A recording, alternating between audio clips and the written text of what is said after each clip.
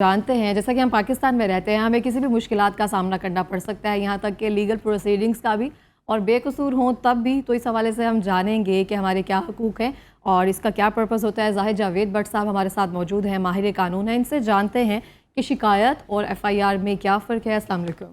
वालेकुम सर, कैसे हैं आप? अल्हम्दुलिल्लाह। सर, बहुत शुक्रिया फर्स्टली आने के लिए। Thank you. और सर, मुझे बताइए कि अगर हमारे साथ कोई प्रॉब्लम होती है, जब हम शिकायत दर्ज करवाते हैं या FIR करवाते हैं, इन दोनों में डिफरेंस क्या है? अस्सलाम वालेकुम। इसमें सबसे पहले जब हमें कोई किसी किस्म की भी ग्रीवेंस होती है, कोई शिकायत होती है या कोई ऐसा वक़ूआ हमारे साथ वक़ू पज़ीर हो जाता है जिसमें हमें कानूनी इमदाद दरकार होती है, तो सबसे पहले हम कोशिश करते हैं कि आजकल एक बड़ा फास्ट निज़ाम चला हुआ है 15 पे कॉल कर देने का। सबसे पहले हम 15 पे कॉल कर देते हैं, जिसको वो भी एक शिकायत का ही ज़रिया है। उसके बाद जब हम वो शिकायत कर देते हैं, अगर पुलिस फौरी तौर पे आ जाती है, हमारी दाद रसी होती है, वो हमें पुलिस स्टेशन लेकर चले जाते हैं। पुलिस स्टेशन में बाकायदा तौर पे हम एक तहरीरी दरख्वास्त उनको देते हैं, जिसके बाद हमारी FIR का अंदराज, अगर वो जुर्म बनता है जो हमने अपने वक़ूअ में बताया है, जो हमने शिकायत की है, अगर वो जुर्म बनता है तो फिर उसकी FIR दर्ज हो जाती है। मगर शुरू में हमें सबसे पहले शिकायत दर्ज करवानी पड़ती है। ठीक है, आपने कहा कि जुर्म बनता है, मतलब कि हर जुर्म की FIR नहीं होती है? जी, बाज़ जुर्म ऐसे होते हैं जिसमें कॉग्निजेबल होते हैं, बाज़ नॉन कॉग्निजेबल होते हैं। बाज़ औक़ात पुलिस देखती है कि इसमें जो बाज़ औक़ात हम आपने मुआशरे में देखा होगा, बाज़ लोग झूठी FIR करवाने भी पहुंच जाते हैं दूसरे लोगों पे। तो इस चीज़ से बचने के लिए पुलिस पहले अच्छी तरह उनकी तफ्तीश करती है, जाँच करती है, और अगर वो वक़ूआ बनता होता है तो फिर पुलिस उसकी बाकायदा अंदराज करती है, जिसको FIR कहते हैं। ठीक है, तो एग्जाम्पल के तौर पर बता सकते हैं मुझे कि किसकी FIR बनती है, किस वक़ूआ की FIR नहीं बन सकती है? देखिए, ये कुछ छोटे जुराइम होते हैं, कुछ बड़े जुराइम होते हैं। बाज़ औक़ात जैसे 489 आपने सुना होगा कि चेक का पर्चा जो होता है, 489 का पर्चा होता है। कोई भी किसी को गलत तौर पर चेक दे देता है और वो चेक डिसऑनर हो जाता है, बाउंस हो जाता है, तो वो इंसान एक दरख्वास्त लिखता है, साथ अपना चेक लगाता है, तो वो उसके पास पुलिस वालों के पास जाके दरख्वास्त देता है कि मेरी FIR दर्ज की जाए। पुलिस उसकी जांच करती है कि अगर वो चेक उसने बदनीति से दिया भी है कि नहीं दिया हुआ। अगर वो बदनीति से नहीं दिया हुआ या उनकी आपस में कोई कारोबारी लिंक उनका है, उनके आपस में कोई एग्रीमेंट वगैरह है, तो वो नहीं बनता, उनका 489 नहीं बनती। इसलिए वो उसका पर्चा नहीं देते। उनको थाने में दूसरी पार्टी को भी बुलवा लेते हैं जिसके खिलाफ FIR की उसने शिकायत कर रहा होता है कि इसके खिलाफ FIR दर्ज करे, तो वो उनको भी बुला लेते हैं। फिर दोनों का मौक़िफ़ सुन के पुलिस मुनासिब समझती है कि अगर वाकई इसने बदनीयती की है और इसका पर्चा बनता है तो फिर वो FIR दर्ज कर देती है। अदरवाइज़ पुलिस उनको दरमियान में करके उसको फारिग करवा देती है। अच्छा सर, अगर हम किसी भी एरिया में रहते हैं, तो गली मोहल्ले में या फिर वैसे सोसाइटीज़ में, अगर आपको कोई तंग कर रहा होता है किसी एक घर में या फिर कुछ अफराद मिलकर, तो उसके लिए हम शिकायत कर सकते हैं कि FIR हो सकती है? जैसे बच्चे क्रिकेट खेल रहे होते हैं या वैसे चल रहे होते हैं। जी, ये देखिए, ये पब्लिक नोसेंस का मामला होता है। बाज़ का लोग ऐसे बच्चों से भी परेशान हो जाते हैं, गली में क्रिकेट खेल रहे हैं। ये छोटा सा मामला है, कोई इतना बड़ा मामला नहीं है। बच्चे सबके, पंजाबी कहते हैं, बच्चे सबके साझे होते हैं। तो बच्चों के आजकल आपको पता है पार्क्स भी नहीं अवेलेबल। पार्क्स पर लोगों ने अपने सोसाइटियाँ बना ली हैं, घर बना लिए, जगहों पे कब्जे हो जाते हैं, ऐसी खुली जगहों पे। तो बच्चों के खेलने की जगह कहाँ जाए? तो इस तरह की शिकायत से अवॉइड भी करना चाहिए। गली मोहल्ले के बच्चे जो कि साझे होते हैं, इसलिए ऐसी शिकायत सिर्फ पुलिस बुला के दोनों को समझा बुझा के रफा दफा करवा के भिजवा देती है। इसको सिर्फ शिकायत ही कहेंगे, इस पे FIR कोई बनती नहीं दर्ज नहीं होती, क्योंकि फिजिकल एक्टिविटीज़ तो अब रह नहीं गई हुई है, हम तो डिजिटल हो गए हुए हैं मुकम्मल। तो जिनका भी होता है कि तो ये एक, मुझे लगता है, आई थिंक राइट है, क्योंकि सब एक स्पेस पे रह रहे होते हैं। जी, ये इसी तरह के छोटे छोटे लड़ाई झगड़े मोहल्ले में आपस में हम सायों के भी हो जाते हैं कि मेरे घर के आगे कूड़ा इसने फेंकता है और रोज़ाना फेंकता है, मुझे बड़ी डिस्टर्बेंस होती है। या किसी के घर में कोई ऊंची आवाज़ में कोई टेप लगा लिया, किसी ने किसी शादी हो रही है मिसाल के तौर पे किसी के घर में, तो आपको पता है कि सब लोग हल्ला गुल्ला करते हैं, माहौल क्रिएट करते हैं। तेल मेहंदी का फंक्शन जैसे होता है, तो वो बात दूसरे लोग शिकायत करते हैं, जी मैं डिस्टर्ब हो रहा हूँ, ये वो। तो फिर पुलिस उनको समझा बुझा के भिजवा देती है कि ये हमसायागिरी है, आपस में प्यार से रहें, इत्तेफाक से रहें। तो इसलिए भी कोई भी शिकायत करने से पहले मेरा मशवरा है कोई भी शिकायत करने से पहले किसी मोहल्लेदार की, किसी बच्चे की थोड़ा सा ख्याल करना चाहिए कि इसमें मेरा भी नुकसान है या उसका ज़्यादा नुकसान है, किसका नुकसान है।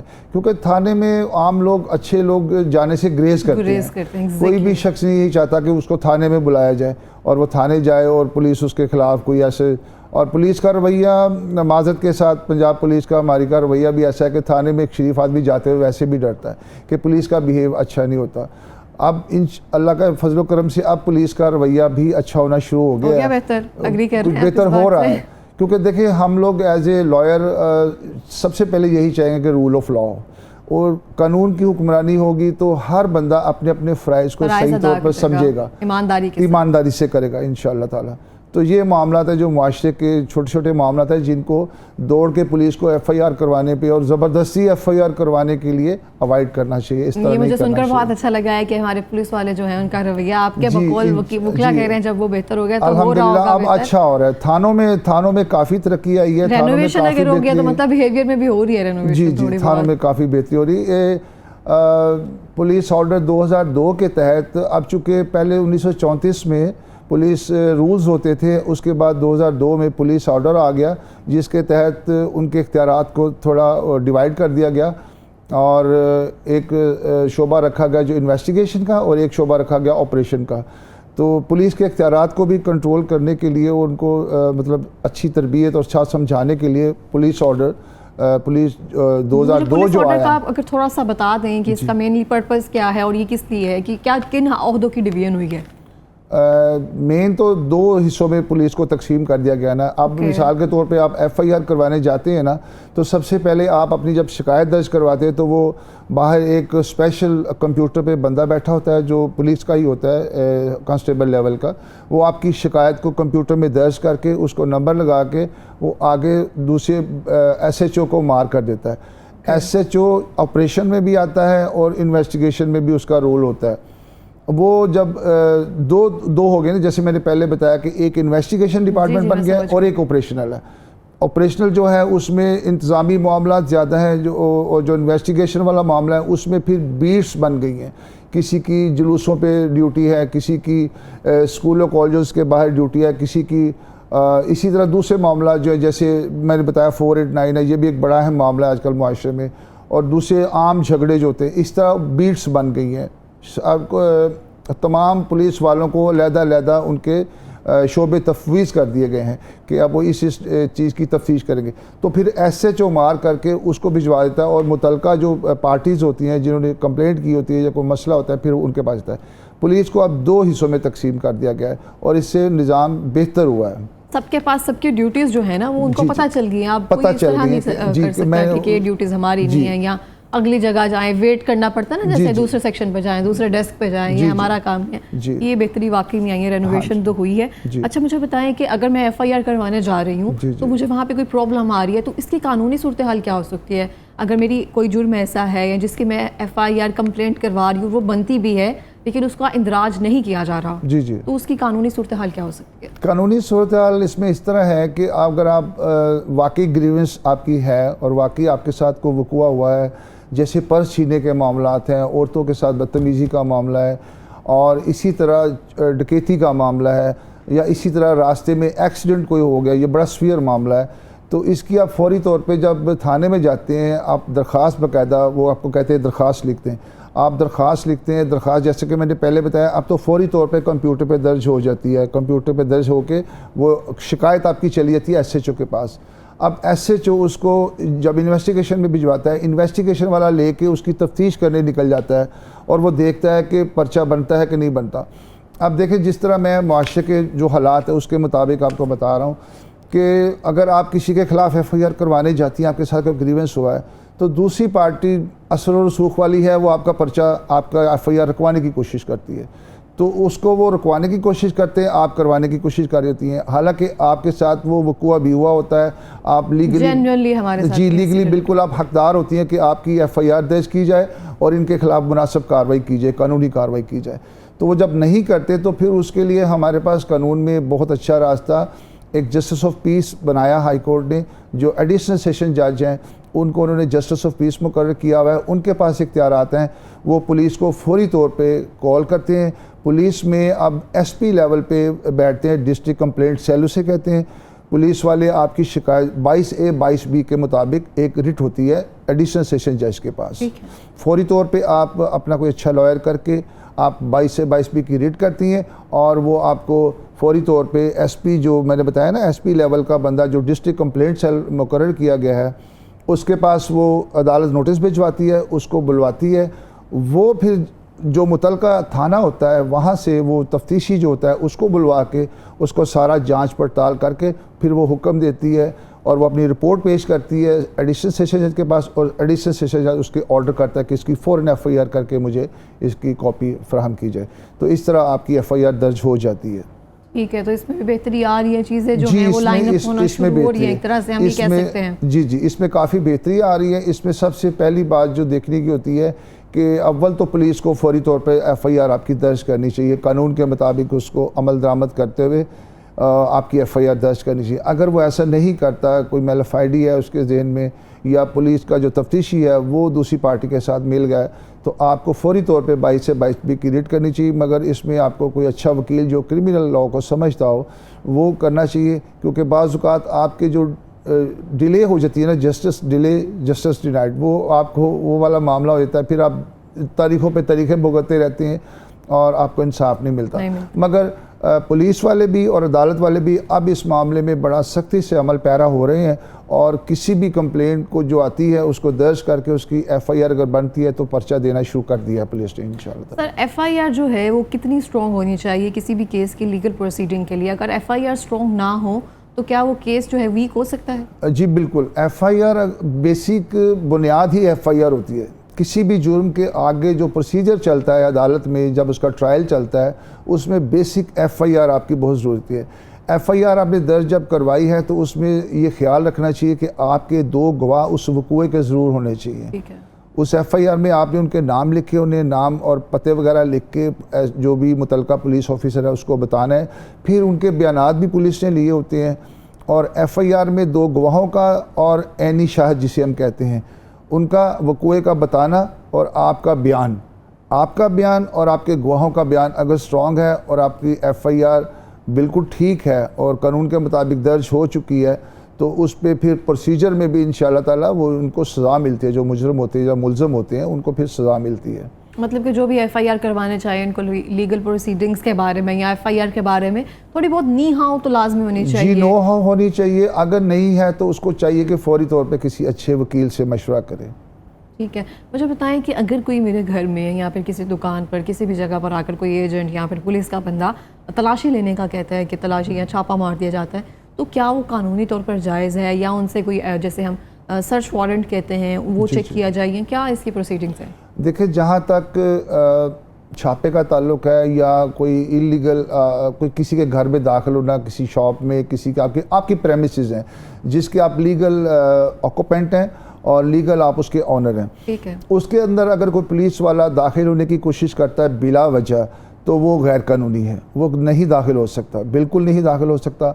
अगर वो आएगा तो या तो वो मजिस्ट्रेट से उसके सर्च वारंट लेके आएगा, बेशक वो कहे कि मैंने सुना है, मेरे पास रिपोर्ट है कि अंदर जो है वो कोई मुलज़म छुपा हुआ है या जिसने कोई जुर्म किया हुआ अंदर छुपा हुआ है या आपके यहाँ अंदर घर के अंदर कोई ऐसा मवाद है, ऐसी चीज़ है वो मुझे तलाश करनी है और मुझे बरामद करनी है, तो फिर तो वो उसको चाहिए कि मजिस्ट्रेट से वारंट लेके आए। सेक्शन 100 के तहत वो इलाका मजिस्ट्रेट के पास जाएगा, वो मुतलका जो पुलिस वाला है इन्वेस्टिगेशन ऑफिसर, वो वहाँ से वारंट लेके आएगा और फिर वो वारंट के तहत ही वो आपके घर में दाखिल हो सकेगा, आपकी प्रेमिसेस में दाखिल हो सकेगा, अदरवाइज़ वो दाखिल नहीं हो सकता, वो गैर कानूनी होगा। नहीं, कोई ज़बरदस्ती दाखिल नहीं हो सकता। आप पुलिस वालों की बात कर रही, इवन कोई भी दूसरा बंदा जो आपकी चीज़ है, आप जिसके ऑक्यूपेंट है, इवन हमने किराएदारी में देखा है कि किराएदारी में भी अगर एक मालिक मकान है, वो किराएदार है, उसके हकूक़ हैं। जो किराएदारी है, टेनेंट के भी आजकल बहुत हकूक़ हैं। अगर जो लैंड ऑनर है, जो लैंड लॉर्ड है, वो अगर आपके घर में ज़बरदस्ती दाखिल होना चाहिए तो आप उसको भी मना कर सकते हैं कि आप बिला इजाज़त, मुझसे इजाज़त लिए बगैर मेरे घर में दाखिल हो सकते हैं। बेशक आप इस घर के मालिक हैं, मैंने इस घर को रेंट पे लिया है, उसके बाकायदा तहरीर हुई है, हमारा एग्रीमेंट है, आप बिला मेरी परमिशन आप घर में दाखिल नहीं हो सकते। तो आपके घर में, आपके प्रेमिसेस में कोई पुलिस वाला, कोई आम आदमी भी दाखिल नहीं हो सकता। ये तो मुझे बहुत अच्छी बात लगी है कि जो भी मालिकाना हकूक होते हैं ना, जैसे कह रहे हैं हम मालिक मकान है, तो वो यूं ही दाखिल हो जाता है जैसे उनका अपना ही घर है। नहीं। और वो किराएदारों के जैसे कोई हकूक या बस इतना होता है कि किराया दे रहे हैं और जब मालिक मकान का दिल करेगा तो उनको फारिग कर देंगे। तो ये एक जो सिस्टम है, ये हमारी सोसाइटी के मिथ है शायद कि हम जो है किसी के हकूक नहीं कर सकते हैं, तो किराएदारों के हकूक कहाँ से करेंगे जब हम हुकूकुल इबाद जो दूसरे हैं वो नहीं अदा कर पाते हैं। अच्छा, मुझे बताएं कि जो बाकी सारा सिस्टम है, आपने मुझे बताया कि वो काफ़ी चीज़ें जो है हद तक बेहतर होती जा रही हैं, जो भी मेरे इस मुतालिक सवालात थे वो काफ़ी हद तक क्लैरिटी आ गई है। लेकिन जब भी कोई FIR करवा रहे हैं, केस की प्रोसीडिंग्स चल रही हैं, लेकिन प्रॉपरली हम इस तरह से करते हैं कि FIR करवा देते हैं, उस चीज़ की प्रोसीडिंग जो है वो शुरू करवा देते हैं, चीज़ें लाइन अप आ जाती हैं, वकला जो है, वकील हजरात जो है वो अपना सारा काम जो है वो उस पर लगाते हैं, उसके बाद वो केस वापस ले लिया जाता है। जितनी भी आपकी मेहनत होती है उसको वापस ले लिया जाता है, या तो सुलह सफाई की तरफ मामला आ जाता है। तो ये ऐसा क्यों है? इसलिए कि हमें पता है कि इंसाफ नहीं मिलेगा, क्या इसमें लेट हो जाएगा, इतने पैसे नहीं होते हैं लोगों के पास कि वो पेशियां जो है वो भुगत सकें। इसके मुतालिक क्या कहेंगे कि अभी भी कितने चीज़ों की ज़रूरत है इम्प्लीमेंटेशन की? जहाँ तक मामला आपने बताया ना कि बीच में आके वो केस वापस ले लेना, केस वापस इसी सूरत में होता है जब दोनों पार्टी का कॉम्प्रोमाइज़ हो जाता है। देखिए, बड़े से बड़ा जुर्म भी है वो, बाज़ जुराइम कंपाउंडेबल हैं, बाज़ नॉन कंपाउंडेबल हैं, और कानून ने इसमें सुलह की गुंजाइश रखी है। किसी भी स्टेज पे आके अगर दोनों पार्टियां आपस में सुलह करनी चाहें, अब जैसे कि मैंने अभी पहले बताया, एक 489 का मामला है जो चेक का लेन देन का होता है, वो पर्चा होता है, पर्चा हुआ भी होता है, बाद में कंपाउंडेबल है, वो हो जाता है उसमें। इसके अलावा किराएदारी का मामला है, बाज़ औक़ात किराएदार मकान खाली नहीं कर रहा, मालिक मकान ने उस पर दावा किया हुआ है और वो आपस में उनका राज़ीनामा हो जाता है, उनका लेन देन हो जाता है, वो आपस में सुलह कर लेते हैं और वो कहते हैं अच्छा फ़लाँ तरीक़ों में मकान आपका खाली कर दूँगा, उनका हो जाता है, वो वापस ले लेते हैं। इसी तरह फैमिली कोर्ट्स में भी होता है, जैसे मियाँ बीवी में आपस में झगड़ा है, कोई तलाक़ के चक्कर में अदालत में आई हुई है या कोई आया हुआ है, तो जब उनमें भी कोर्ट रिकॉन्सिलिएशन करवाती है, उनमें सुलह करवाती है, उनकी भी जब आपस में सुलह हो जाती है तो वो भी अपना केस अपना वापस लेते हैं। तो ये कानून में एक गुंजाइश रखी गई है कि कोई भी पार्टी या कोई भी शख्स जिसने किसी के ख़िलाफ़ कोई जुर्म किया है, अगर उसकी ग्रीवेंस ख़त्म हो जाती है, आपको पता है जैसे कत्ल में भी क़िसास का एक रखा गया है, वो शरीयतन भी है, उसमें कानूनन भी है, शरीयतन भी है, तो अगर वो क़िसास अदा कर देता है तो वो कत्ल माफ़ कर देती हैं, कानून भी उसको छोड़ देता है, वो माफ़ कर देता है, कानून उसको छोड़ देता है। तो ये एक कानून में रास्ता रखा गया है आपस में सुलह का और केस वापस लेने का। इसमें नो डाउट वकील की बहुत मेहनत होती है, वकील ने अच्छा खासा उसमें वर्क किया होता है, मगर वकील को कोई इतराज़ नहीं होना चाहिए मेरे ख्याल में। अच्छे वकील जो होते हैं वो खुश होते हैं कि हमारा जो केस है वो सॉल्व हो गया और दोनों पार्टीज़ की आपस में सुलह हो गई है। नहीं, ये तो ठीक है आपकी बात कि सुलह की गुंजाइश है और मामला जितनी जल्दी हो सके सुलह की तरफ ही जाना चाहिए, इधर लीगल प्रोसीडिंग से बेहतर होता है, चाहे वो घरेलू मामला है या प्रोफेशनल मामला है। मेरा ये कहने का मतलब था कि जब हम देख रहे होते हैं कि हमें नज़र आ रहा है सामने कि प्रोसीडिंग में मुझे इंसाफ नहीं मिलेगा, अब मुझे सिर्फ धक्के मिलेंगे, तो फिर जाकर हम केस वापस ले लेते हैं, चाहे दूसरी पार्टी की तरफ से असर रसूख की वजह से ले लेते हैं कि हमें नहीं मिलेगा। तो उस सिलसिले में हमें क्या करना चाहिए? हमारे निज़ाम को ज़रूरत है इस चीज़ में चेंज करने की कि आम बंदे को यकीन हो कि मैंने अगर किसी के ख़िलाफ़ अगर मैंने कोई कार्रवाई करनी शुरू कर दी है और वो चाहे असर रसूख वाला है तो उसको सज़ा ज़रूर मिलेगी। जी जी। तो मैं ये निज़ाम की बात करी कि इस निज़ाम को कितना बेहतर होने की ज़रूरत है। देखिए जी, हर कोर्ट को जो है ना उसके ऊपर एक अपीलेट कोर्ट है। अगर आपको छोटी कोर्ट से इंसाफ नहीं मिलता आप उससे बड़ी अदालत में जा सकते हैं, मगर इसमें आपकी सब्र, आपका पेशेंस, आपके कॉन्स्टेंटली पीछे लगे रहना और इंसाफ हासिल करने के लिए लगे रहना। अदालतें हमारी मौजूद हैं, अदालतों में भी सॉरी टू से अदालतों में भी कुछ निज़ाम है कि जो डिलेइंग टैक्टिक्स अब यूज़ कर रहे हैं। अदालतों में इंसाफ की फरहमी से देरी से हो रही है, बहुत देर से हो गई। कुछ लोग उकता जाते हैं, वो पैसा खर्च नहीं कर सकते, मेहनत नहीं कर सकते। सिविल केसेस में तो आपने सुना होगा कि दादा केस करता है तो पोता तरीके भुगत रहा होता है, ये तो एक उर्फ़ आम मिसाल है, सिविल केसेस की बात है। क्रिमिनल केसेस में भी ऐसा होता है कि उसको तारीख़ों पे तारीखें इतनी डल जाती हैं, और ये कोर्ट का भी कसूर होता है सम टाइम, कुछ हालात का कसूर होता है, कुछ मुल्की हालात और कुछ वकला के जो मामलात होते हैं, ये सारे मिल के इस निज़ाम को ख़राब करते बिल्कुल इस तरह हैं। से अदरवाइज़ जो एक ग्रीवेंस जिसको है उसको इंसाफ मिलना चाहिए, फौरी इंसाफ मिलना चाहिए। स्पीडी कोर्ट्स भी इस मामले में बाज़ औक़ात अपना किरदार अदा करती हैं। हाई कोर्ट्स वगैरह या जो एपेक्स कोर्ट्स हैं वो ये करती हैं, फिर ऊपर से बाज़ औक़ात अहकामात आ जाते हैं।